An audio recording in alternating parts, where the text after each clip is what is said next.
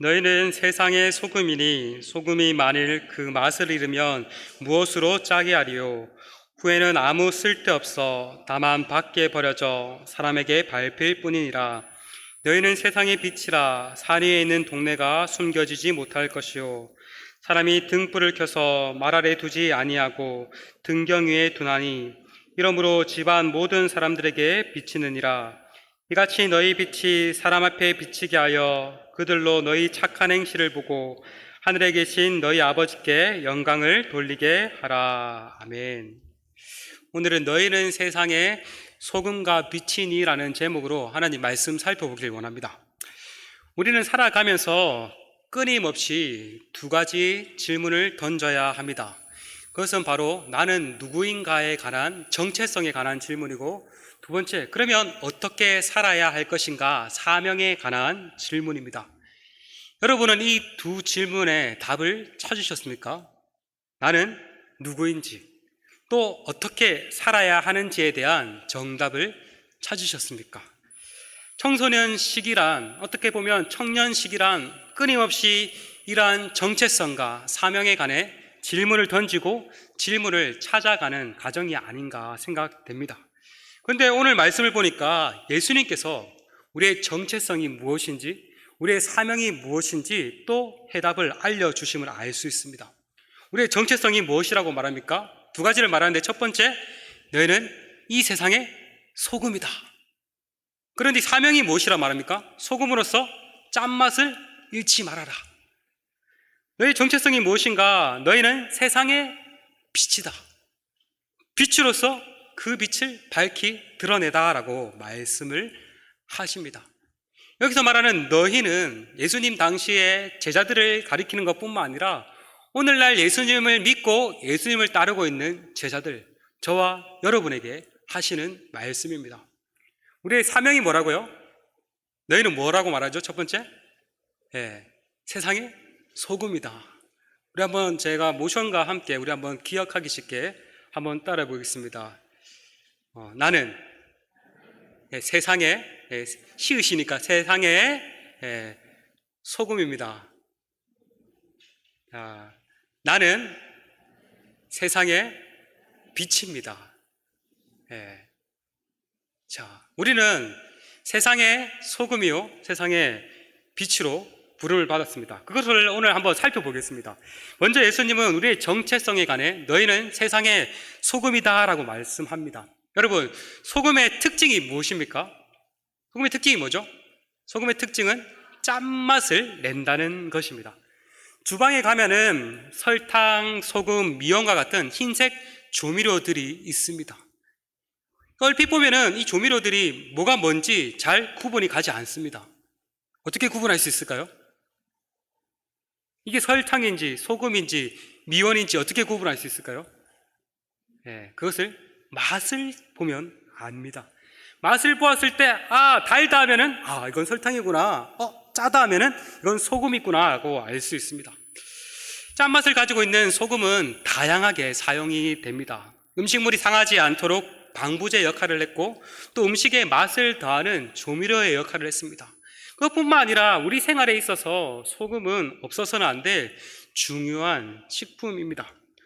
오늘날에는 소금이 너무 흔하지만 고대에는 소금을 구하기 힘들어서 매우 귀했다고 합니다.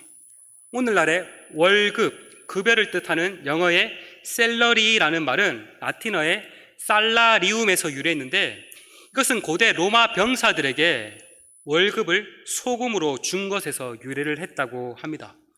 요즘에 월급을 소금으로 받으면은 난리가 나겠죠. 왜 이딴 거 주냐고. 근데 예전에는 너무나 소금이 귀했고 또 유용했기 때문에 월급을 소금으로 주었습니다. 그만큼 소금은 매우 유용하고 가치가 있었습니다. 그런데 이 소금의 가치는 짠맛을 가지고 있을 때만 가능을 합니다. 소금이라고 하는데 짠맛이 없다? 그것은 아무 쓸모 없습니다. 예수님께서도 이렇게 말씀하시죠. 13절 하반절에 소금이 만일 그 맛을 잃으면 무엇으로 짜게 하리요? 후에는 아무 쓸데없어 다만 밖에 버려져 사람에게 밟혀질 뿐이니라. 여러분, 소금을 부르는 또 다른 이름은 염화나트륨이라고 합니다. 이 염화만 나트륨은 화학적으로 아주 안정적이어서 시간이 지나도 화학적 성질이 잘 변하지 않는다고 합니다. 그런데 이것이 다른 불순물과 섞여서 시간이 지나면 습기와 빛과 공기와 반응을 해서 맛이 변질될 수 있다고 합니다. 맛이 변질되어서 단맛을 내야 되는데 쓴맛 또 비린 맛이 날 수 있다고 합니다. 여러분, 소금이 본래의 짠맛을 잃어버리고 한번 비릿하다 그러고 생각해 보시죠. 비린 맛을 나는 소금 어떠세요? 네. 쓸모가 있을까요? 아무 쓸모 없을 것입니다. 그냥 내다 버려질 뿐입니다. 밖에 버려져서 사람들의 발에 질근질근 밟힐 것입니다. 예수님께서 너희는 세상의 소금이다 라고 말씀하신 것은 그리스도인인 우리가 지녀야 할 맛이 있다고 하신 것입니다. 야, 너희는 세상의 소금이야. 너에게도 맛이 있어야 돼. 그 맛 절대 잃어버려서는 안 돼. 그 맛 잊어버리면 너희는 끝장나 라고 말씀하신 것입니다. 여러분, 우리는 그리스도인입니다. 그리스도인이라는 말은 그리스도께 속한 사람, 그리스도를 믿고 그리스도를 따르는 사람이라고 할 수 있습니다. 그리스도께 속한 사람, 그리스도를 믿고 그리스도를 따르는 사람에게는 독특한 맛이 있어야 합니다. 어떠한 맛이 있어야 될까요? 짠맛, 쓴맛, 단맛, 고소한 맛, 어떤 맛이 있어야 될까요? 우리 그리스도인들에게 바로 너무 뻔하지만 그리스도의 맛이 있어야 합니다. 너무 뻔한가요? 다른 말로 예수님의 맛이 있어야 합니다. 그리스도의 맛이 난다, 예수님의 맛이 난다라는 것은 우리의 말과 생각과 행동에서 예수님을 닮아야 한다는 말입니다. 사람들이 우리를 보고 너를 보니까 예수님을 보는 것 같아, 너를 보니까 정말 너 예수님 닮은 것 같다라고 말할 정도가 되어야 합니다. 여러분 어떠세요? 예수님을 닮아가고 있습니까? 예수님을 닮기로 힘쓰고 있습니까? 나의 주변 사람들에게 나를 보았을 때 쟤를 보니까 정말 예수님을 닮았네? 나도 예수님 잘 알지 못하지만 한번 예수님 믿고 싶네. 그런 반응이 이어집니까? 어떠세요? 오늘날 왜 우리 기독교인들이 욕을 먹고 왜 교회가 욕을 먹을까요? 그것은 바로 우리가 그리스도의 맛, 예수의 맛을 잊어버렸기 때문입니다. 쉽게 말하면 예수님을 닮지 않기 때문입니다. 세상에 여러 불순물들과 섞여서 맛이 변질되었기 때문입니다. 예수의 맛을 내야 되는데 우리도 고약한 비린내를 내기 때문입니다. 세상 사람들은 은근히 우리 기독교인들을 향한 기대를 가지고 있습니다. 예수를 믿는 사람들은 그래도 뭔가는 다르겠지. 그들은 기대를 가지고 있습니다. 자신들은 개떡같이 살아도 그래도 예수님 믿는 사람들은 그래도 개떡같이 살지 않겠지라는 기대를 가지고 있습니다. 그런데 세상 사람들이 보기에는 우리가 별로 자신들과 별반 다를 바가 없고 오히려 자신들보다 더 이기적이고 더 나쁘니 욕을 하는 것입니다. 이게 바로 맛을 잃고 버려져 사람들에게 밟히는 경우라고 할 수 있습니다. 여러분, 우리의 정체성은 세상의 소금입니다. 소금이 점점 더 되어가라가 아닙니다. 이미 우리는 예수님을 믿음으로써 세상의 소금이 되었습니다. 그렇다면 소금이 짠맛을 내듯 우리도 그리스도의 맛, 예수님의 맛을 내어야 합니다. 예수님처럼 생각하고 예수님처럼 말하고 예수님처럼 행동하기를 힘써야 합니다. 예수님의 가르침에 귀 기울이고 예수님의 가르침을 따라 살아가야 합니다. 그것이 바로 세상의 소금으로서 역할을 감당하는 삶이라고 할 수 있습니다. 예수님은 우리에게 세상의 소금이다라고 말씀하신 뒤에 또 한 번 더 너희는 세상의 빛이다 라고 말씀을 하십니다. 이 말 안에는 우리는 빛이고 세상은 어떻다는 것을 말을 할까요? 우리는 빛이지만 세상은 빛 반대, 뭐죠? 어둡다는 것을 말을 합니다. 너희는 빛이야 하지만 세상은 어두워라고 말씀하시는 겁니다. 여러분, 빛은 어둠을 밝힙니다. 하나님께서 천지를 창조하셨을 때 빛이 있으라 라고 하신 뒤에 어둠을 밝히셨습니다. 그리고 예수님은 참 빛으로 어두운 세상에 오셨습니다.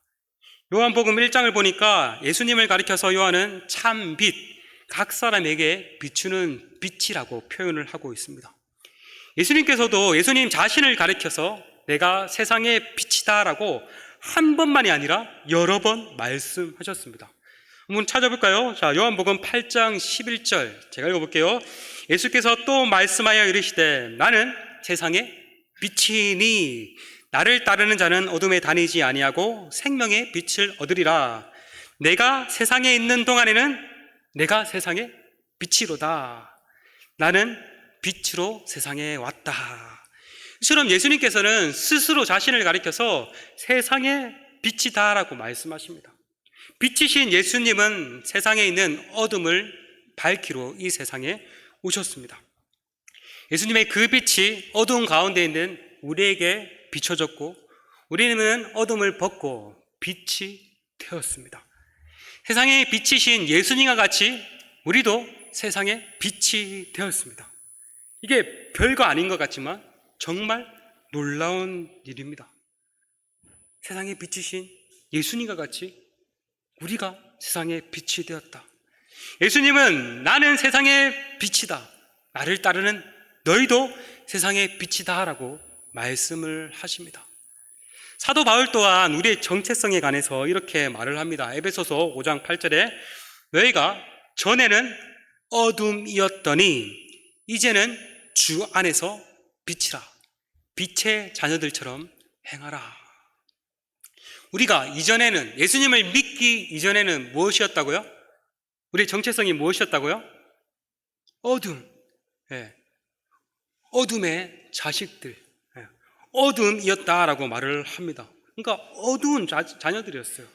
그러나 예수님을 믿음으로써 이제는 무엇이 되었다라고 말을 합니까? 이제는 빛이다라고 말씀합니다. 그런데 누구 안에서 빛이라고 말을 하죠? 주 안에서 빛이다라고 말을 합니다. 이 말은 예수님 안에서 우리가 예수님을 믿음으로 예수님과 하나가 됨으로 우리 또한 예수님과 같이 빛이 되었다라는 말입니다. 네. 그런 뒤에 바울은 우리에게 너희가 이제 빛이니까 이제 빛의 자녀답게 살아야 해라고 말을 합니다. 이어지는 에베소서 5장 9절에서 이렇게 말을 합니다. 빛의 열매는 모든 착함과 의로움과 진실함에 있느니라. 빛의 사람이 빛의 열매를 주렁주렁 맺어야 하는데 이 빛의 열매가 무엇이라고요? 모든 착함, 선함과 의로움과 진실함이라고 말을 합니다. 모든 일에 있어서 악이 아닌 선으로 행하고 모든 일에 있어서 불의함이 아닌 의로움 가운데 행하며 모든 일에 있어서 거짓이 아닌 진실함을 추구하는 것. 이것이 바로 빛의 자녀들이 추구해야 할 빛의 삶이라는 것입니다. 여러분, 우리는 이전에 예수님을 믿지 않았을 때 어두운 가운데 있을 때는 이런 열매를 절대 맺을 수 없었습니다.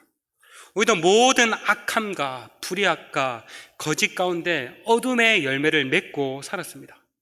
그러나 빛이신 예수님 안에서 우리는 이러한 빛의 열매를 맺을 수 있게 되었고 또 계속해서 맺어가야 합니다. 예수님은 너희 빛을 감추지 말라라고 말씀하십니다. 오히려 세상 가운데 드러내라고 말씀을 하십니다. 여러분, 전기가 없는 시절 매우 어두컴컴한 밤에 어떤 사람이 빛이 비춰지는 램프를 가지고 집 안에 들어왔다라고 한번 가정을 해봅시다. 예. 램프의 빛을 이렇게 들고 들어왔어요. 집 안에 많은 사람들이 있었어요. 그럼 이 램프를 어떻게 다루어야 할까요? 꽁꽁 숨겨둬야 될까요? 양동이로 덮어둬야 될까요? 어떻게 해야 될까요? 이 램프를 많은 사람들에게 비춰질 수 있도록 램프대 위에 놓아야 합니다. 그럴 때 많은 사람들에게 빛이 비춰질 수 있습니다. 근데 이 램프를 가지고 그냥 다 덮어두고 꽁꽁 숨겨둔다면은 그것은 빛으로서 아무 쓸모 없을 것입니다. 마찬가지로 우리도 우리의 이 착한 행실을 세상 사람들에게 드러내야 합니다. 여러분, 그리스도인이라는 것을 세상 사람들에게 감추려고 하지 마십시오. 여러분의 착한 행실을 통해 드러내십시오. 오늘날 복지, 인권, 교육 등 많은 좋은 것들이 사실 어디로부터 시작된지 아십니까? 바로 기독교로부터 시작되었습니다. 영국과 미국의 노예 폐지, 우리나라의 근대 교육과 의료 복지 제도의 기원, 다 누가 시작한지 압니까? 다 기독교인들이 했습니다. 지금도 우리나라뿐만 아니라 전 세계 곳곳에서 어려운 사람들을 돕고 섬기는 일을 하는 많은 사람들이 기독교인들입니다. 여러분, 기독교인이라는 것은 전혀 부끄러운 일이 아닙니다. 오히려 기독교인이라는 것은 너무나 감사해야 할 일이고 자랑스러워해야 할 일이고 드러내야 할 일입니다. 여러분이 학교에서 또한 직장에서 기독교인임을 드러내는데 주저하지 마십시오. 내가 괜히 기독교인임을 드러냈다가 이제는 골치 아프겠네. 이제 아무것도 이제 나쁜 짓 그전에는 그냥 막말하고 마음대로 살았는데 그래도 기독교인이라는 걸 드러낸 뒤에 큰일 났다. 이렇게 생각하지 마십시오. 오히려 기독교인임을 드러내고 그에 합당한 빛의 삶을 살아가십시오. 오늘날 세상은 너무나 어둡습니다. 그러하게 이 어둠을 밝힐 빛인 우리 그리스도인들을 필요로 합니다. 우리는 어두캄캄한 세상에 빛을 드러내야 합니다.